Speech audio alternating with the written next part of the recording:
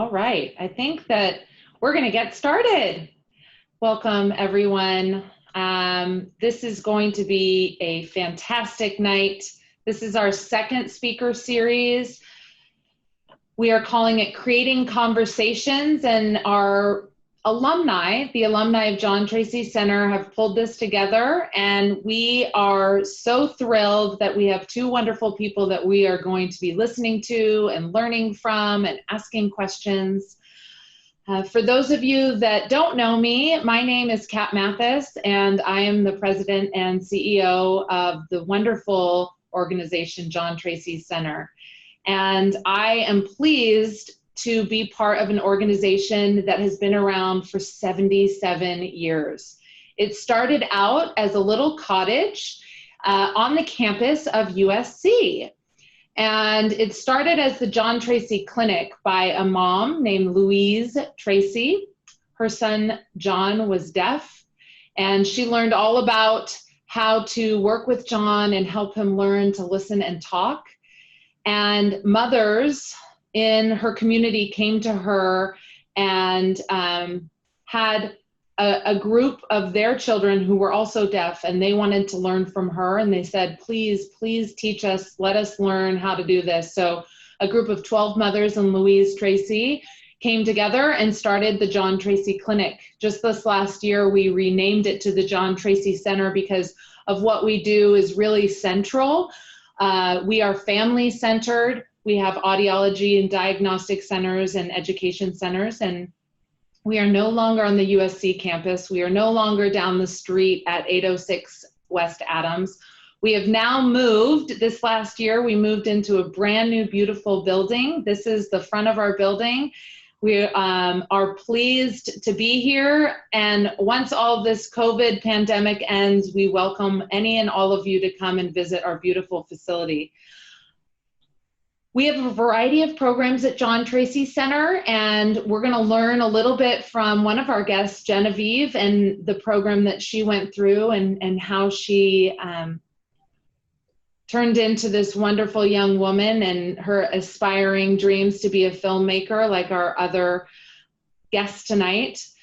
But we do have a variety of programs that John Tracy Center supports, and we appreciate those of you, alumni and friends and family, that support all of these different programs. And you can learn a lot about them on our website or through family and friends, or give us a call. We do provide services worldwide. We are in Los Angeles, but we reach many different countries, and many different countries that do not have services. This pandemic has also created an awareness of the outreach that we can do and the connections that we can make. And we realize that we want to continue the connections, and that's why we started the speaker series. We want to have connections and conversations about hearing loss, but also about aspiring to different dreams, mentoring each other, reaching out to each other, and learning the possibilities of a deaf child today, and that they can grow and blossom into anything that they want. So I'm going to introduce you to our alumni. Her name is Genevieve. Genevieve's going to tell you a little bit about her path and her journey. And then we're going to talk about Rian Johnson, who's also with us tonight, and how these connections and how the connection happened tonight to bring Rian and Genevieve together. Genevieve, why don't you go ahead and introduce yourself and tell us a little bit about yourself. Thank you, Kat, for the introduction. Hello, everyone. Genevieve Basile. I am 17 years old, born premature, weighing 1 pound, 7 ounces at 27 weeks. And I had my hearing taken away due to medicational side effects. I stayed in the NICU for 3 months, and when I left, I passed my newborn hearing screening. At home, my mom noticed that something was different about me. So she went ahead and she took me to a bunch of doctors, and they all didn't really listen to her, and they said that I was fine. Then she found a friend of hers who then told her about John Tracy Clinic.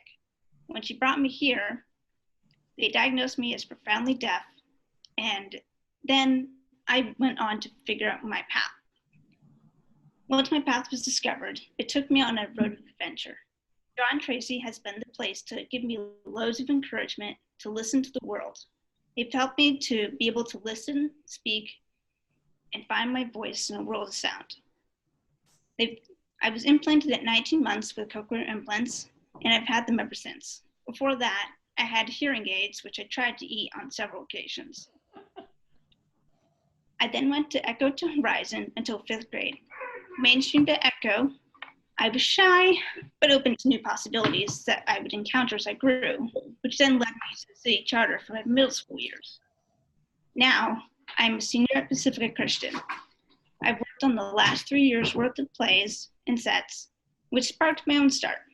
Here, I found my calling, production in film and television. Now here with his own films, Star Wars, The Last Jedi, and To Knives Out, here to share his own stories and answer a few questions of ours. He's done writing to directing television to movies and commercials, and even commercials. Inspiration to many, myself included, we have Rian Johnson. Hello. Hi, Genevieve. Hi, Kat. Hi, everybody watching. So happy to be here.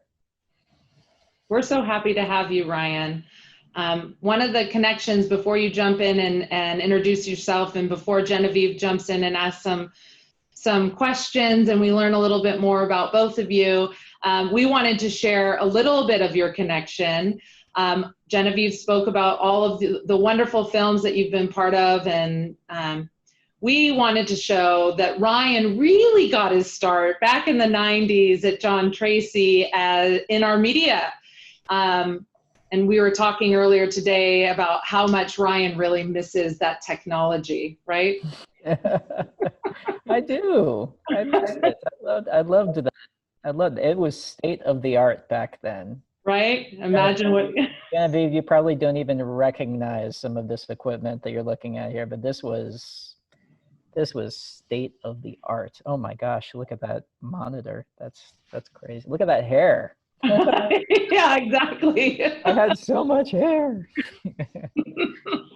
So we like to think that Rian, got his start with the film at JTC, but I think that it goes back a lot further than that. So we were really honored to honor Rian at our 75th anniversary a couple of years ago, and we are so appreciative of everything that you've given back to John Tracy and your connection, and we can't thank you enough for tonight and for learning from you and all the support that you give JTC. So I am going to turn it back to Genevieve and let her talk a little bit more with you. And just so everybody else knows, we're going to have a chance for all of you to ask your own questions. There is a Q&A button at the bottom. If you hover your mouse down there, you could just log in and type your questions. And as the night goes on and further on in the evening, we will, I'll pipe in and ask those questions to either Genevieve or Rian. For those of you that need closed captioning, I apologize, I didn't say this earlier. At the bottom of your screen, you can hover down there and click on that as well. So I appreciate it, and let's get going. I'm going to stop sharing my screen, and let's have a fun night. Thanks, guys. All right. Hello, Rian. So the first question that I have for you is, how did you get involved in filmmaking? Like, was there a particular event that made you know, but you wanted to be involved in it? Not really. I had kind of started being interested in telling stories since when I was really, really young. I was always interested in writing stories when I was a kid.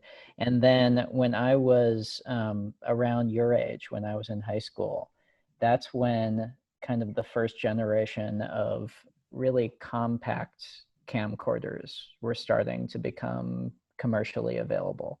So when I was in grade school, before that, there were video cameras, but they were really big and clunky. They were really expensive. It was only as I got into junior high and then high school that you could actually afford to get a little camera that recorded onto these small tapes. And so my friends and I, we would make movies all the time. That's kind of how I spent most of high school, was making movies with my friends. That was my social life.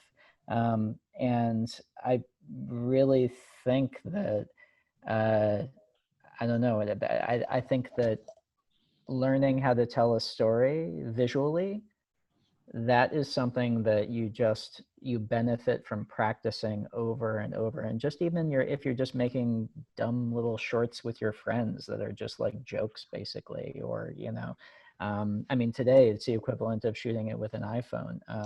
But I don't think it matters what you shoot it on. I don't think it matters the quality of what you're filming on, or whether it looks professional, or even whether it's good. I think what matters is doing it and kind of developing a comfort level of telling a story through a series of shots.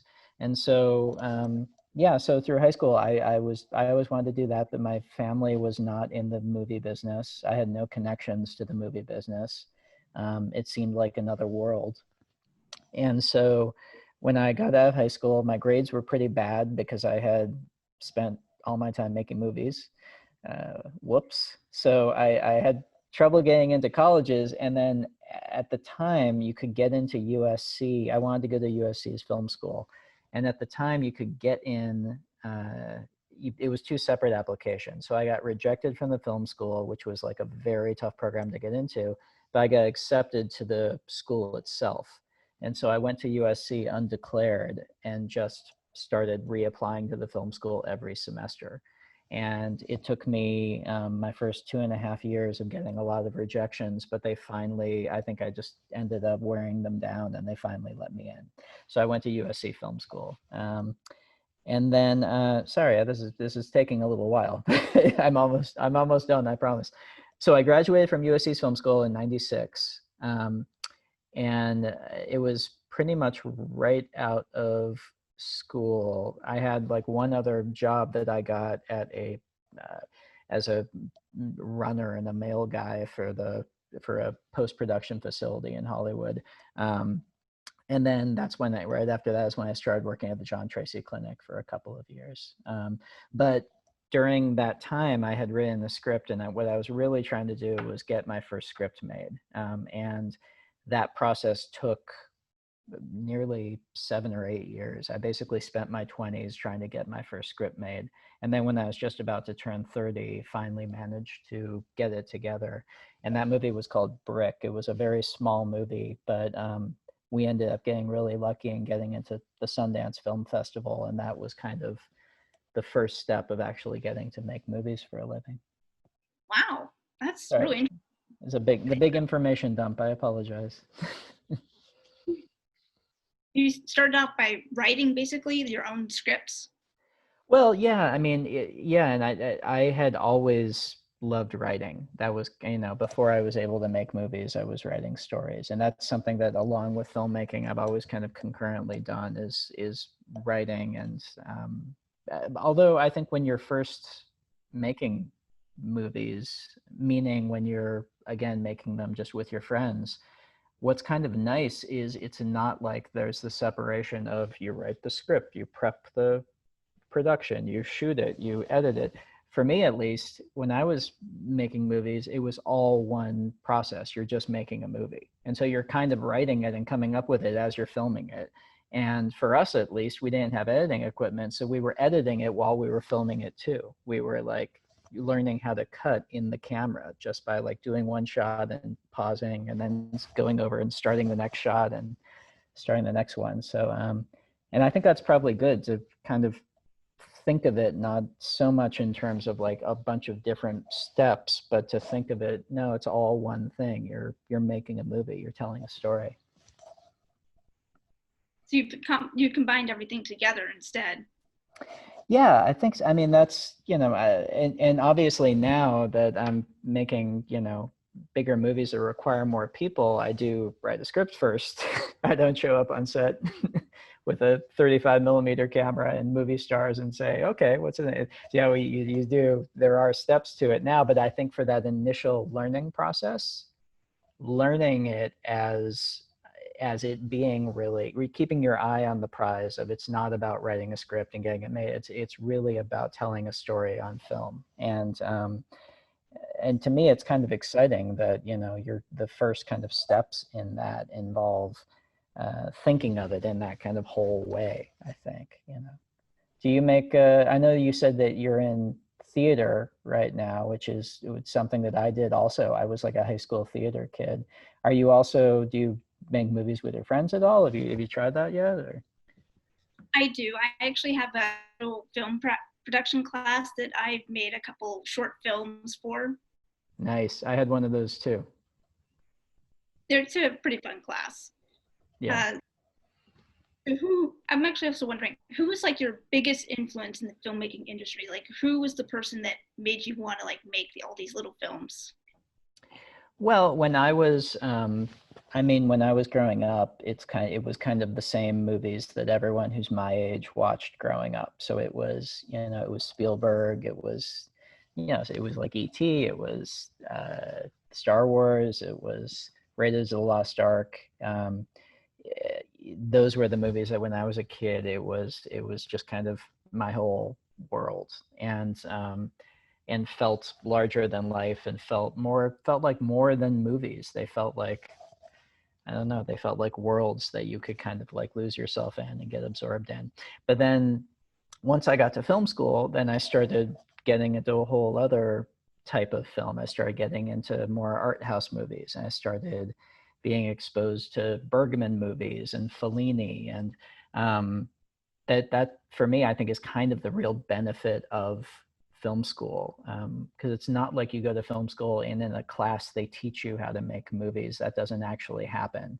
No one can really teach you how to make movies. You learn how to make movies by making your own movies, which you get a chance to do in film school, and which is great, but you can do that outside of film school. I think the real benefit of film school is just having having kind of a protected chunk of time where you can watch movies and make your own. But I just watched so many movies during those years at USC, and you know, watching movies and making them, that's the real learning process, you know. Wow. Yeah.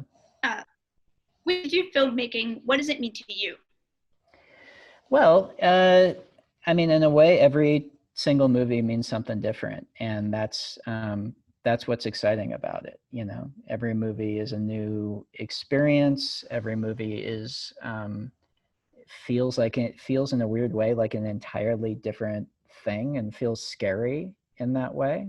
And I think, not whether you make movies or whatever you do in life, I think that's really important, that the next thing that you're trying to accomplish, that you're trying to do, you know, if it doesn't feel slightly scary, it's probably not the right thing to try next.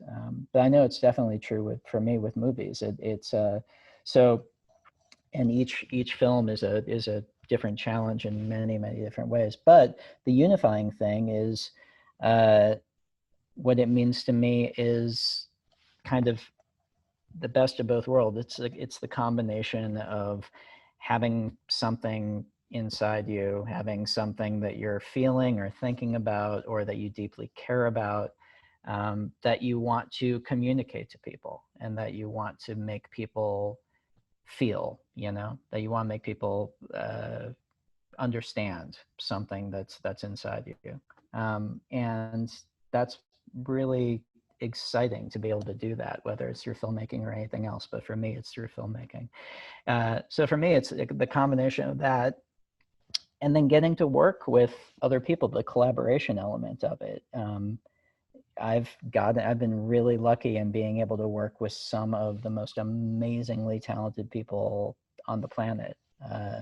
And you end up learning so much just from keeping your ears open, just absorbing sort of what you get from all these people on set, and the experiences that you get to have working with these interesting people. I mean, it's you know, just like in any field, but like I said, for me, it's filmmaking, and so it's working with all these different crews and all these different actors. So yeah, I think it's a combination of those two things. Wow. So what is something that you found that you enjoyed, or what's something that you found that you struggled with while you were filming on set? Well, I think that it's kind of a combination of enjoyment and struggling with something. I think that the thing that you're struggling with means that means you're dealing with something you don't know yet and you're figuring it out. And so that inevitably is also the thing that's most enjoyable, because once you do figure it out, you've learned this new skill. For instance, when I first started being able to make professional movies with actual professional actors, it's not like I had any ramp up into working with real actors. I hadn't like directed theater. I definitely didn't have real professional actors in the short films I was making. I just cast my friends, you know? And so that for me was a huge challenge in the first several films I made, was figuring out how do you work with actors and how do you develop that trust and how do you get the best out of them? How do you give them what they need? And so it also, though, it's my favorite part of the process now is working with actors, you know, and that process of the actors being patient with me and bringing me up to speed on how to work with them. When I look back, that's you know, incredibly joyful thing that they were, you know, and so I don't know, the hard thing also ends up being the good thing, I guess, you know. Do you have a favorite actress that you liked working with? All of them, Genevieve, all of them. I'll tell you after the call. I'll tell you after the call. If I ever want to work with any of them again, I probably shouldn't name just one. I've been really, really lucky that, like, for instance, I worked with on my second movie. It was called The Brothers Bloom. It was like a con man movie, and I worked with Rachel Weisz, who's incredible. And that was an example of coming into that movie. It was a real learning curve for me, because Rachel at that point, I forget if she had won the Academy Award or she was a very highly regarded actress, and she was working on this very high level, and she was incredibly understanding and patient with me as I kind of figured out how to best work with her and how to best kind of give her what she needed to do her best work, I guess. But I mean, Emily Blunt and Looper, very, very similar. And I mean, all of the cast in the Star Wars movie. I mean, I've just been very, very lucky with all the actresses that I've worked with specifically. I'm actually a fan of Emily Blunt. Oh, isn't she amazing? She is. She's incredible because she is so good at what she does. Like, she's just so skilled as an actor, but on set, she's one of those actors that makes it look easy, you know, and there's no like right or wrong way of doing it. It's not like, you know, if you have a process where you're tortured and you're like, that's fine. Like, that's whatever you need, whatever they need to do what they do is fine. But Emily, I mean, when she's on set, she's just so cool and calm and just like, you know, just there. The process is like completely invisible, and then she turns it on when the cameras start rolling, and it's magical. It's amazing. Yeah, she's absolutely incredible. Do you have a top actor that you would want to work with that you haven't had the chance to work with? Oh, there are so many amazing actors that I'm always torn, because I always want to work with the people I've already worked with again. But there are so many new actors that that's part of the reason why I really enjoyed the last movie, Knives Out, that I made, is because it had such a big cast. And so I could just work with more and more actors. And now I'm writing another one that's going to be a totally different cast. So I'll get to work with a new round of great actors. But there are so many right now that they're incredible. They're too great to name. Yeah, there's too many to name, I think. But yeah, my God, so many. Who are some of your favorite actors right now? Mine would actually be, one of them is Emily Blunt, and then Yeah. along with Margaret Robbie. Oh yeah, she's fantastic. Yeah. So those are a few. Yeah, that's good choices. Pretty good. you ever get like interactive with your set pieces? Because I know that in another interview that you had, you mentioned that you were a bit more like interactive with some of your like, staging items. Mm-hmm. Interactive meaning like getting in and like, how do you mean? You mean? Touching it, holding it. Oh yeah. You with like the props and everything, or with like the set dressing? Absolutely. And it's funny because you'll inevitably, when you're shooting, or at least this happens with me, like you'll set the frame and then you'll tweak. And so basically, if this is the camera, let's say I'm doing a shot of like a shot of the desk back there. Okay, so we'll get the shot all set up, and then if you're watching like the monitor, at some point you'll see this happen. I'm gonna have to take out my headphones, so I'm gonna go silent for a second, but you'll see this happen with me at some point.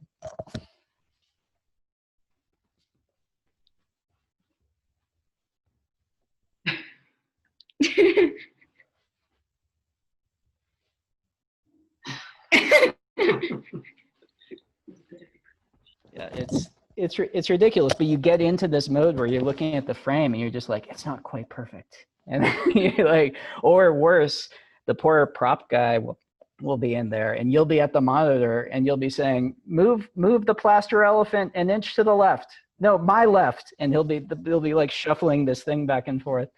So yeah, but I think that also kind of comes from, again, making movies like just with your friends when you're in high school, because you're doing everything, it's like, there's no preciousness about, oh, that's their job, or there's all these different departments.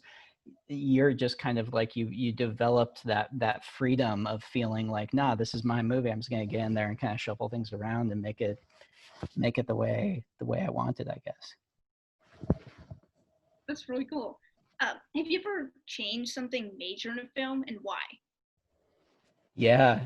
I mean, it's well, I mean, talking about like during the different stages of writing or of making a movie, like because obviously, like I said, when you are making like a bigger movie, it is kind of writing, production, post-production. So in writing, you get a first draft done, and once you get that first draft done, it feels so good. It was such a monumental thing to get that first. You have to give yourself like a day of just feeling proud of yourself, and then you have to go and reread the first draft and realize it's nowhere close to being good enough. And you have to show it to a few friends who are going to be honest, and then they will be very honest. And then you have to dive back into it and start changing a lot. There's, they say that writing is rewriting, and it's really, really true. If you want to be a good writer, you have to have both the work ethic and the lack of ego to recognize that you can always make it better. With Looper, the movie I made with Emily, I did several drafts of a script, and then at some point realized the second half just wasn't working. And so, this is when I was still writing it, I just deleted the second half of the script and wrote an entirely different second half. Because you have to be honest with yourself. And the more films I've made, the more I realize, if you're not honest with yourself when you're writing it, and you're like, yeah, but it'll be fun when we shoot it, you'll end up paying for it in the edit room. You're going to have to either deal with it on the page or when you're in the edit. So it's a lot easier on the page. There's only a few times I've changed something major while we were actually shooting. There was a big scene in The Brothers Bloom where on set I had some kind of realization of, oh wait, no, the character should do this and not that. And it was actually a pretty big thing. But it's such a, you're shooting out of order, and it's such kind of a jigsaw puzzle with making a movie. It's very rare that you make any kind of huge changes. But then in the edit is where I've usually done big structural changes to the stuff that we shoot. Because it's a weird thing. You get the script to where you feel like it's really good, and then you shoot it. And then when you get in the edit, again, it's like that first draft of the script. You have to let it go in your head, and you have to not look at it in terms of what you wanted it to be. You have to look at it in terms of what's actually there. And you have to be very honest with yourself. And it doesn't matter if there's a scene where there's a moment that you love, or if there's a scene where you were sitting outside in the rain all night to make it and you were freezing, and you know how hard it was for everyone. And in fact, inevitably, those are the scenes where you realize, oh my gosh, I have to cut this scene.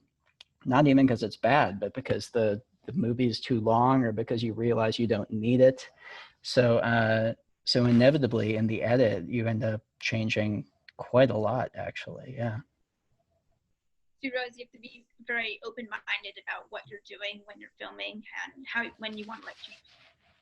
I mean, that's kind of, that's a big part of the job, is to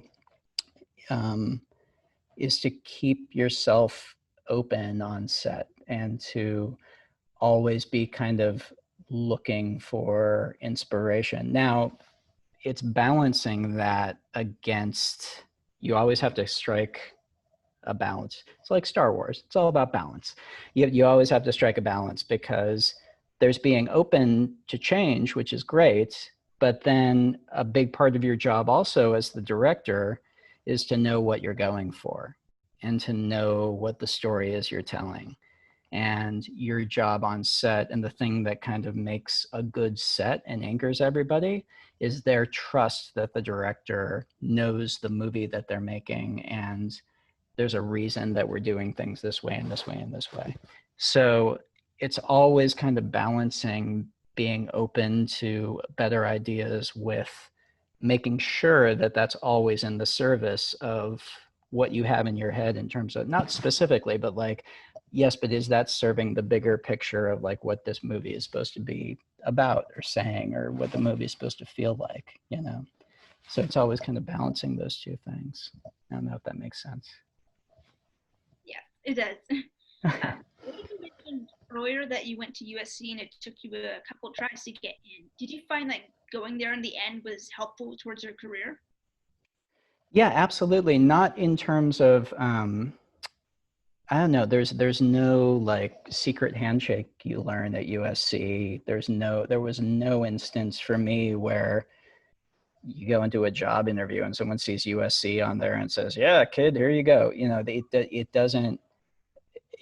doesn't help in terms of specifically going to USC gives you some kind of like, you know, leg up. But the experience specifically of going to film school, for me, the way that it really did help in a concrete way was, forget that it was USC, just the fact that it was in Los Angeles. And this is something that, you know, when I speak to, you know, I talk to, you know, people in high school who are thinking about film school or not to film school, my perspective, and it is just, you know, my specific perspective, but the thing that I do always say is, if you are going to go to film school, I think there's a real benefit to going to film school in Los Angeles, or maybe in New York, but going to film school somewhere where there's a film industry, you know. And I guess, you know, you can go, the truth is there are examples to the contrary. There's, you know, Robert Rodriguez or Richard Linklater who work in Austin. There's, you know, obviously M. Night Shyamalan who works, you know, in Philly. There are many different ways to do it. The way I did it was, because I went to film school in Los Angeles, all of the friends I made in film school, all of the other directors and writers and editors and people that I just became buddies with in film school, when we all graduated, we all stayed in LA. And that means we all were able to help each other through those first years where we're all trying to get work, and we're all struggling, and we're all kind of trying to get our movies made and trying to keep our rent paid, as opposed to if you go to film school someplace else, when you graduate, everyone's gonna, you know, scatter. So so that's one way in which I think that's the main concrete way in which going to film school does help with your career. You just kind of develop a group of like-minded friends who can all kind of help each other as you go forward. Do you think it matters which like film school you go to, like if you're staying in LA? I mean, it's hard for me to say because I only went to SC. And as even SC has changed so much since I was there. I mean, you look at the SC now, it's a completely different building. The facilities are nicer than most of the actual studios in Los Angeles. It's crazy. But yeah, I don't know. That's hard for me to answer. I will kind of say that at least my experience was it's less about it's less about what you're actually going to, like the instruction you're going to get, you know. Even if the instruction I got in the classes at SC was like the best in the world or something, you know, I haven't been to other film schools, but I'm sure other film schools have teachers that are just as inspiring and classes that are just as good. I'll repeat what I said earlier, which is just you don't learn filmmaking in classes. You just don't. And really what you go to a film school for is to be able to make your own movies and watch movies and meet other people your age who want to make their movies too and make those connections. And so I mean, I actually, you know, SE is great. There are plenty of other great film programs. And yeah, yeah. Yeah, I don't know if they'll ever invite me back to SC again after this. I'm actually looking at film school colleges myself, and since I'm looking, do you have any advice for me when I'm looking for colleges for film school? No, I'd say, I mean, you know, if you can, again, the big advice is the one that I gave previously, which is I would recommend, I know you're in LA, I would recommend going to school in LA just for the reason that I said before. Not that, again, not that there isn't, you know, going to New York or going elsewhere. There could be great things about that too, but that's just my advice. And then no, I'd say, you know, you can visit the campus, but I mean, what are you going to do? You're going to look around and say, oh, the buildings look nice. You know, you can get the tour, but that's fine. I guess if you can, you know, if you really want to do like some digging and some research, if you can ask them if you can speak to some alumni, they ask them you can speak to some people who have gone through the program. And I don't know, do you have a specific discipline that you're interested in? Do you know what you want to do yet, or you kind of I want to get in there and sort of figure it out? I'm still figuring out. I've looked at a few different options since actually at my school I was technical director and I was stage manager along with the prop master for doing my. So I've been looking into all the different areas of it. Gotcha. Yeah, I mean, it's a little more work, but again, it's a sort of thing where when you're talking to the school, they might be able to connect you with some folks who have recently graduated or just been through the program and, you know, get some perspective from them on what their experience was. Thank you. Yeah. I know at USC you had created like your first major film Brick there. What was that experience like? Well, Brick, I wrote when I got out of college. So I wrote it when I was 22, and again, I spent my 20s struggling to. The hardest thing in the world is getting your first movie made. Is getting somebody to actually, you know, give you money to make a first film. If you're an untested filmmaker, it's really tough. The only thing that's harder is getting your second movie made. But getting your first movie made is really tough. Like I said, because I didn't have any connections, I was pretty bad at socializing. I wasn't that great at like schmoozing or like, it's not like I was like meeting people and going to parties or something. I was kind of a nerd. And so I spent literally all of my 20s trying to get Brick made. And then when I finally made it, the nice thing about that was I had planned it all to the nth degree. I had every shot storyboarded. I had the movie in my head for 8 years at that point. I had become friends with all the actors that I wanted to cast because we had been hanging out, rehearsing, waiting for the money to come in. So when it was time to pull the trigger and make the movie, it was good. I had a lot of prep, and I shot it at my high school in San Clemente, which was also fun. It was kind of it felt like going back to high school in a strange way. And then we shot in the backstage of our theater. So if you can imagine going back and shooting a movie in your high school theater space, you imagine how fun that would be.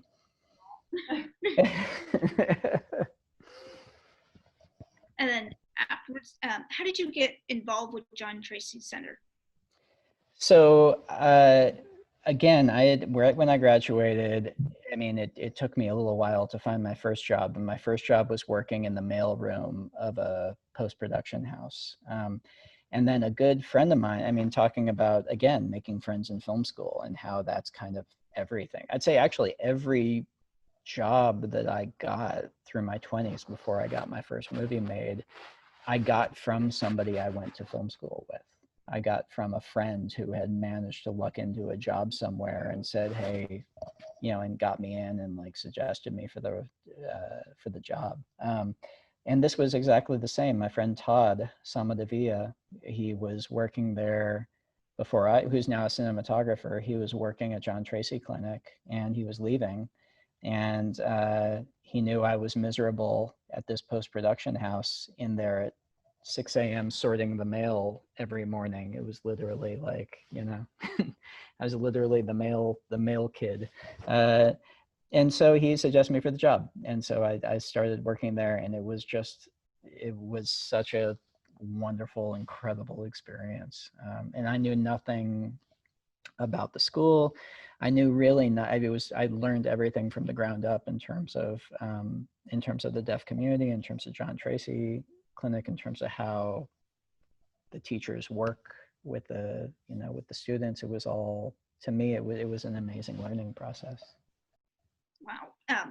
Was there anything about John Tracy that inspired you, that made you get involved? Well, like I said, I mean, when I first got involved, I didn't know anything about it, but once I started working there, it was the most inspiring job I can imagine. I was basically the AV guy at John Tracy Clinic. I was in charge of taking pictures of the kids. I was in charge of videoing the teachers doing the practice sessions with the kids. And so my job was essentially to just photograph all day long the most adorable children on the planet, and to photograph them in the process of, you know, what you went through with the program, in the process of learning speech, and in the process of developing their voice, in the process of, it was such an incredibly inspiring thing. I mean, hearing your story is amazingly inspiring. It takes me back to seeing those kids developing and seeing the hard work that they put in with the teachers. But it also demystifying it, you know, I mean, coming in and seeing that these were, this is not something that is a, you know, because the other thing I would see the new parents come in with the kids. And I can only imagine how overwhelming the whole thing must be if you're a new parent coming into that situation.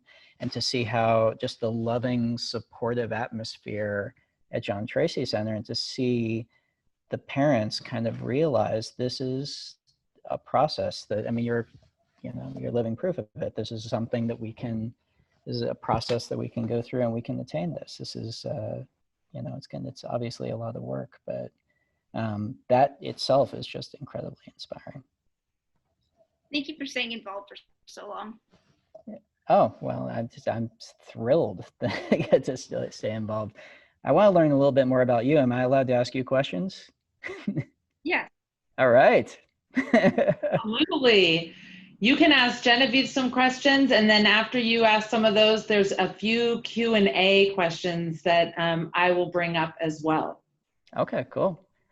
So Genevieve, you said that you're really involved in theater in your high school, right? First of all, because I'm a theater nerd, what shows have you guys done? We've done Romeo and Juliet, Hairspray, Into the Heights. Oh, nice. Are you looking forward to that movie? You know, they're making a movie of it, The Heights. I'm waiting for that movie. That's cool. So do you also do any acting, or you said you work in the stage crew, you work behind the scenes? I'm all behind the scenes. I'm not an actor. Good. If you can do anything besides acting and enjoy it, do it. That's what I always say. A miserable life acting. I know you really have to want to do it. I was the same way. We did Little Shop of Horrors, and I made like a video to be played during one of the musical numbers. I was working behind the scenes. What is it about it that when you first worked on your first show, what was the thing that like hooked you? What was the thing that you were doing that got you excited? What hooked me was basically like building the sets, because I found there to be like kind of like a magic that was in building the sets and being able to put the pieces together and watch it all just come to life.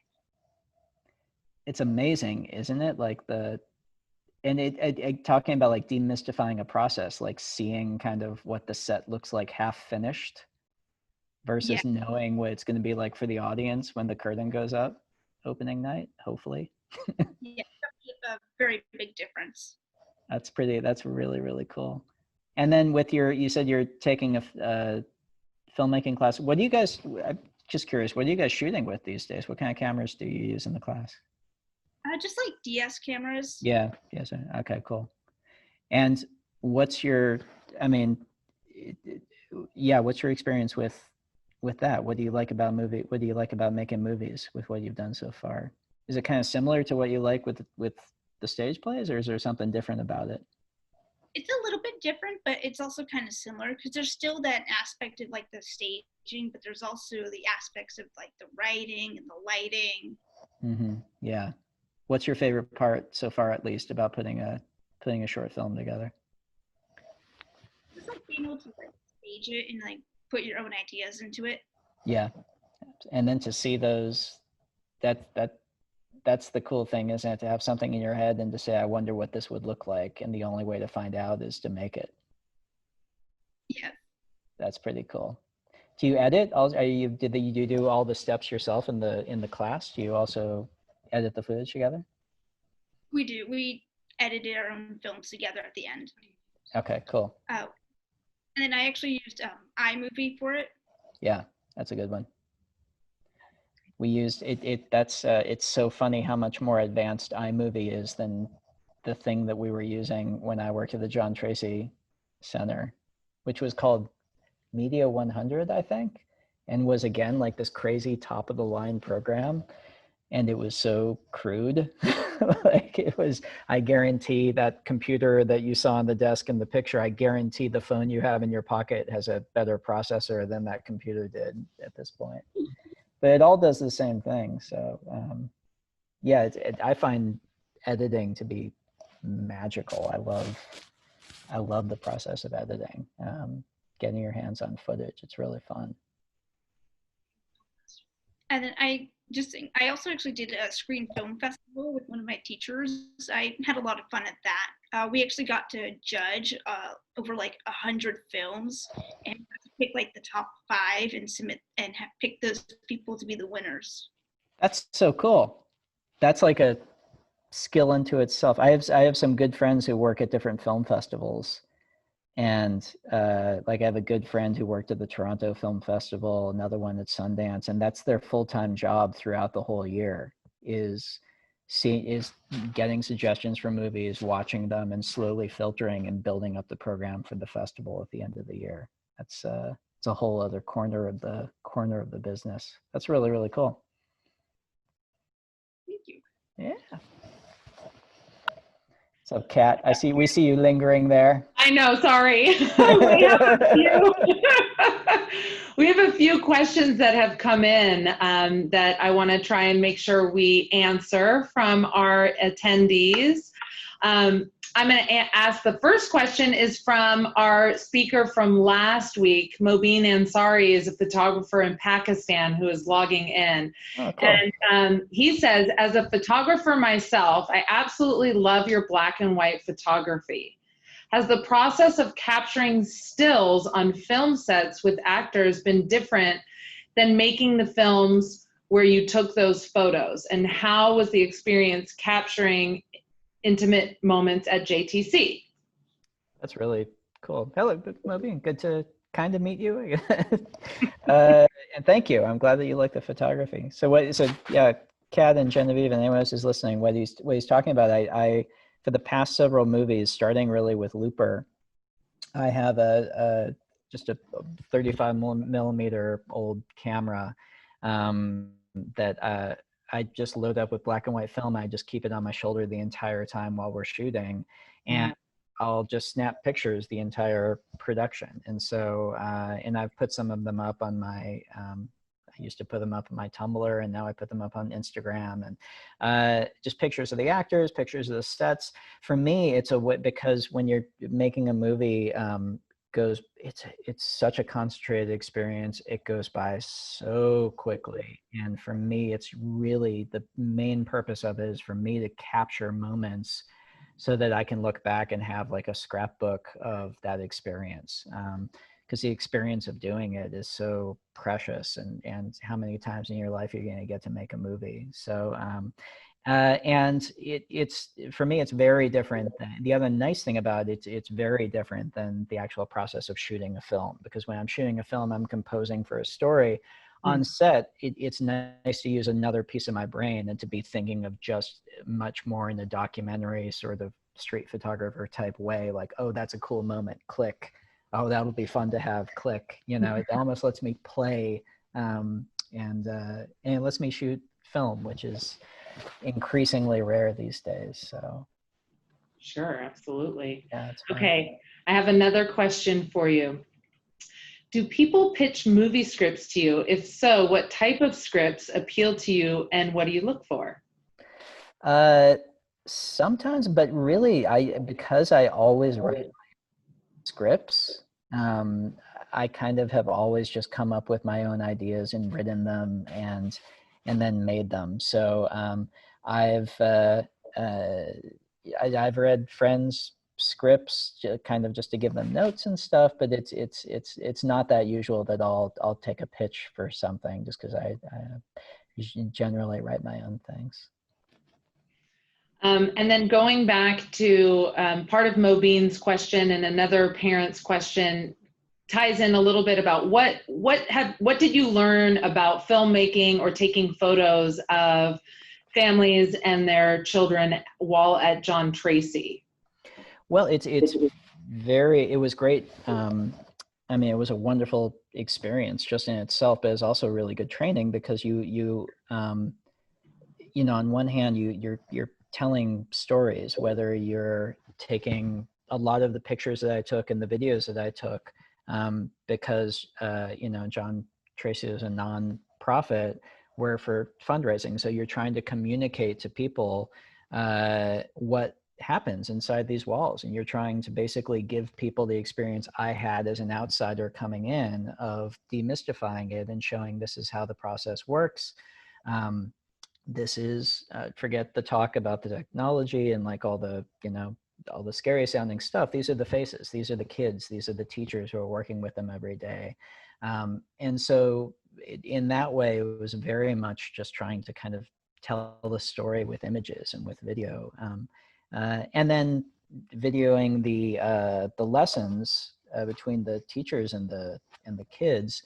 That for me was very interesting, because it has such a clear purpose. You're trying to capture it for the parents so that they can have that reference, and they can then do those kind of repetitions at home with the kids. So anyway, it was just, yeah, it was besides just being a wonderful experience, it was really good. It was, yeah, making movies. And families always, even still to this day, appreciate those photos and films and yeah, capturing those moments, those special moments.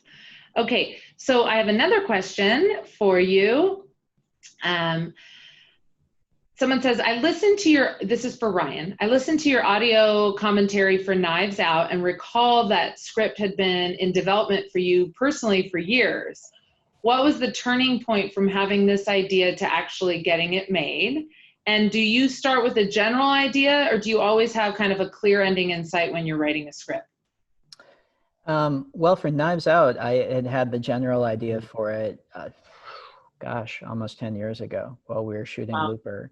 So the very general idea of the mystery, basically, and like the solution of it. Oh, wouldn't it be cool if this happened and this happened? And then I had kind of been chewing on it generally in the back of my head for the past 10 years or so. And then it was only very recent. The whole thing happened very quick. I sat down to say, okay, it was finally time to write the script. It was after I'd finished the Star Wars movie. And I said, this will be a really good thing to just, see if we can do this, because I've had in my head for so long. It'd be a fun, very different sort of thing from Star Wars. And so I sat down and wrote it really quickly. It took me like 6 months to write the script, and then we shot it almost immediately. It all happened really, really fast. Part of that was because Daniel Craig, who we cast as the detective, we had a very specific window we had to hit of availability with him, because he had had his James Bond movie get pushed for like 3 months with the shooting. And so he had a very quick little window, but we had to be ready to go for that window. So the pressure was on. That's serious pressure. It was nice. I mean, after working on a Star Wars movie, which was another fantastic experience, but that was literally 4 years. And with this, it was much quicker, which felt really fun. And so your interest in detective stories from Brick and mysteries like Knives Out, someone is asking, where did that develop from? And that they're really excited about the Knives Out is going to have a sequel, which you mentioned earlier. It all developed from being at the John Tracy Clinic and the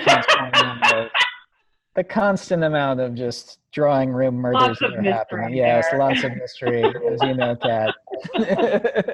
And Genevieve, you can attest to that. Absolutely. I grew with mysteries. I grew up reading Agatha Christie books when I was a kid. Yeah, and that was kind of where my love of it came from. That was my comfort food. I still read her books all the time. With all the different media outlets, this is another question. Do you feel the character development is getting lost? I don't think so. I mean, I think that, yeah, there's always really good stuff. There's always junky stuff that doesn't do character development so well. You see, that same spectrum, whether you're talking about theatrical movies these days or whether you're talking about stuff on TV. But no, I think there's, I mean, right now, especially, I mean, if you look at what's on Netflix or Hulu or any of those platforms, I assume that's what the question's talking about. There's so much good stuff right now. It's almost too much good stuff. I can't keep track of it. I don't know. Genevieve, what are you watching these days? Do you have any tips for good stuff? Are you guys watching anything good during... Sorry to put you on the spot. Whenever anyone asks me that, I instantly can't think of anything. I don't watch anything. Recently, I've been rewatching Grey's Anatomy, which is one I've been watching. Yeah, that's great. So I have a question here for Genevieve. Genevieve, as a person with hearing loss, what obstacles have you encountered thus far in theater? Not a ton. I made some echoey rooms. You've kind of figured your way around those obstacles already. Yeah, for the most part, I haven't really had any problems. The only thing that would be just really echoey rooms. And maybe sometimes the occasional headphones, since I do notice that in today's day and age that a lot of pieces are in the ear versus headphones. Oh, that's a good point. Ryan, have you ever worked with anyone with hearing loss? And another question, someone's asking, do you ever think about including characters with hearing loss? You know what? I have not actually. And that is a very good suggestion. It would be really interesting to cast somebody who has hearing loss. And to Genevieve, you don't act, do you? No. She already covered that. I said you don't. That's good. Good. No, again, good. No, but I think that's a very good question. No, I haven't. And for production, I think that could be yeah. Just looks like Genevieve froze for a second. I think there have been a lot of movies out there that have people with hearing loss, and there's kind of different different thoughts about what someone with hearing loss is like. And so I think being able to tell different stories is important. And so that's kind of what they were highlighting here. Yeah. All right, here's another question for you. Do you get involved with raising the money for the film, or do you just sell your storyline? Well, I have a really good producer. Ram Bergman is his name, and we've been working together since my first film. In terms of like actually raising the money, literally in terms of like talking to people and will you please write a check for this, and then gathering those up, and do we have enough money yet? My first film, Brick, which was the only one where I really did it that way. That's pretty rare. It's usually very small movies that are made by literally asking people to write you checks. And that movie we made for around $400,000 back in 2003. Since then, though, I mean, the way that business-wise that I always do it, I never like set a script up somewhere. I always write on spec, which means that when I'm writing, I'm not getting paid, but it means that I completely own the script. I'm not writing it for a company. And with the exception of Star Wars, obviously.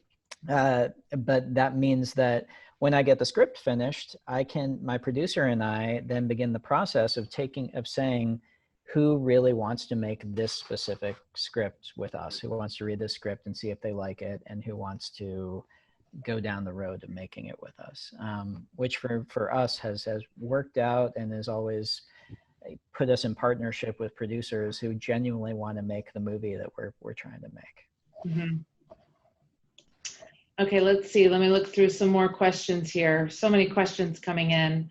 For Rian, who gave you your first break, and how did that experience influence how you approach others who are just starting out?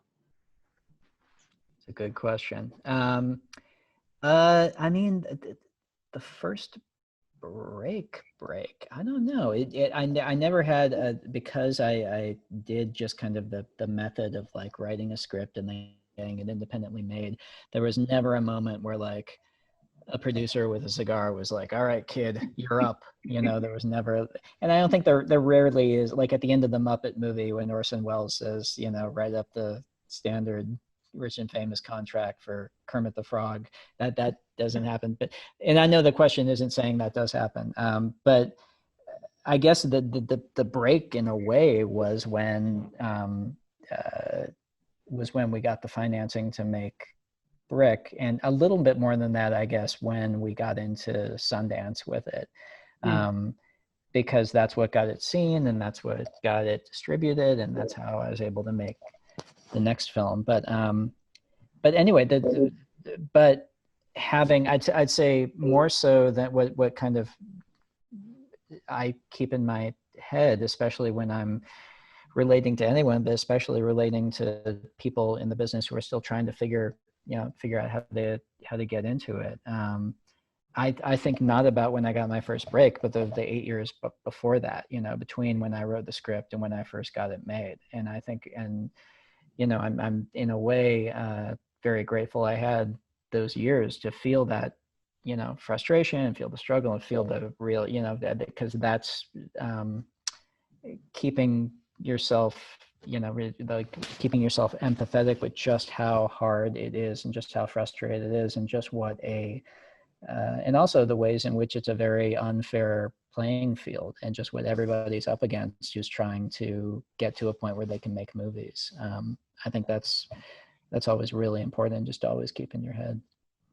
And you said that earlier, which I loved, is that when you're something that you're struggling with, something that you're kind of fighting through, also eventually ends up being something that you really enjoy. So I really appreciate that. I think it's also speaks to who you are as the kind of person. You're very grounded, and you understand the resiliency of continuing to fight through trying to go to film school and get into the program, and you didn't let down. And I think that kind of resiliency is speaks to who you are and how you mentor people like Genevieve, and let them know that this is something that you can do. You just have to keep fighting through that struggle. So we really appreciate that. That's nice. I can see Genevieve's the same way. And so you're a fighter. She's a fighter. I'm going to be working for you in 10 years. I have a feeling. I like it. You heard it here tonight, everybody.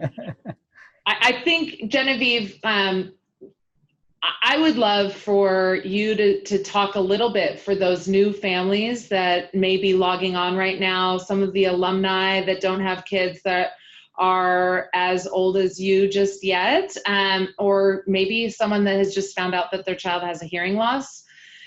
What sort of advice do you have with regards to kind of sticking with it and being resilient, and what sort of advice do you give to those families and those parents listening in?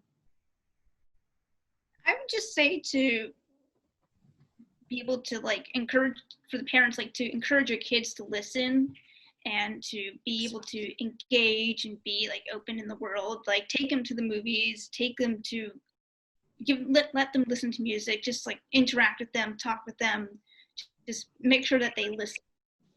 That's sage advice. I like that. I think that someone is mentioning here also for Genevieve, do you remember going to John Tracy at all? You were very young. You just went through what we call our parent-infant program, which is the parents and the teacher and the young baby who's kind of around 0 to 3 years old, which is the time that you were part of JTC.